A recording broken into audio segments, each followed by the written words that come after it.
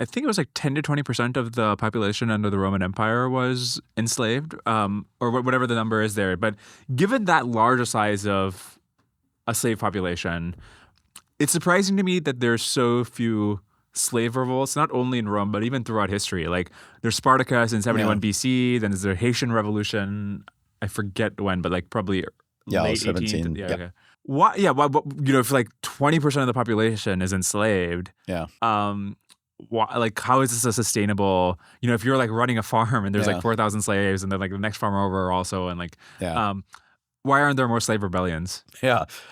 Right. Why not? I mean, why? How did they do this? I mean, they have a really elaborate system of repression. They're worried about it, and probably the parts of Roman society where there are 20, 30, 40% slaves are pretty limited to certain regions and certain time periods, and partly because once you cross some kind of threshold, the challenges of repressing sort of direct violent resistance.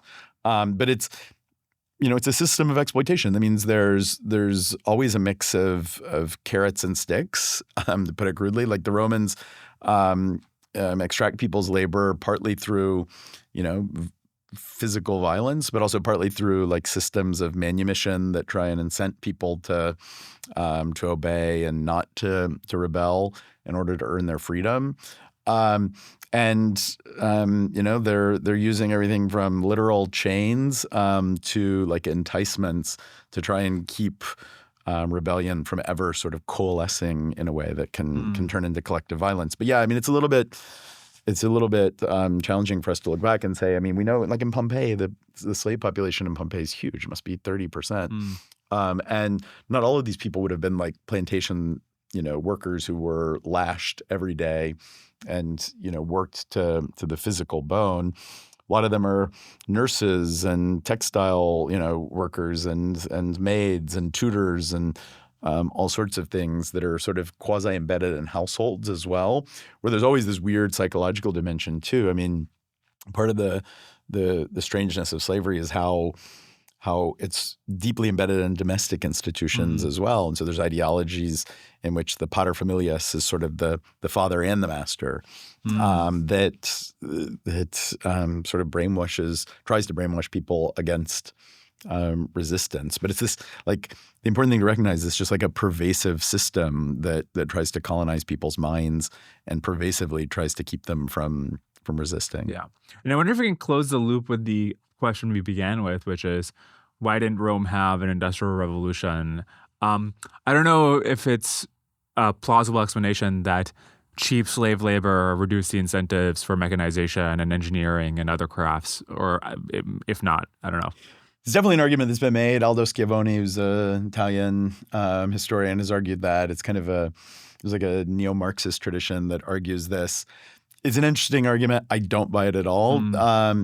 But the good version of that argument would just be that that the Roman Empire is using, in fact, slaves in many of the most forward elements of the economy too. We tend to, I think, because we know slavery is bad and we think progress in economic growth and innovation is good, we tend to think that those things don't go together.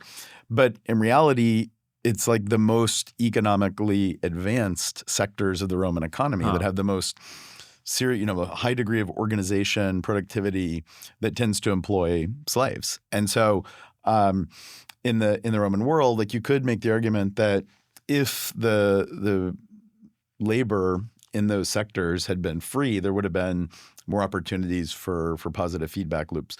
The way the argument's usually made is just that the Romans got rich without really thinking about productivity. They just wanted to extract labor, extract wealth rather than create wealth. Which I don't think is like a terrible argument, but ultimately I don't think it's the system of labor that keeps the Roman world from industrializing. And there are lots of sectors in the Roman world where slavery is not a dominant institution. And it's not like they're more productive or like flirting with some kind of breakaway. So it's an interesting argument, but not one I've ever found all that persuasive. Final question about Roman slavery. What did Gladiator get right and wrong about? Will they just abduct you in front of your house You know, and I haven't make seen you a the slave? second one. So do you mean the first one, yeah. The first one? The first one got right that when you're making a movie, you should worry more about making a good movie than historical. Actually, the first one's a great movie. And if it was like completely historically accurate, it would have been much more boring. So I'm not going to be critical of that movie. Like it plays very loose with the facts of high politics around Commodus and the creation of this character. But who cares? I mean, Russell Crowe's incredible, and it. But on slavery in particular. On slavery in particular, I mean, I think actually that's one of the strong suits Yeah. of the movie is you see this completely exploitative system that brings people from very different parts of the world who have very different backgrounds. And then the system of like urban spectacle is very real. And the use of slave labor in that is certainly a part of it. So the movie actually gets like some really important things about that right. And that makes it totally forgivable that it has to create a kind of high politics storyline. If you enjoyed this episode, you can watch the full episode here and subscribe to see more clips.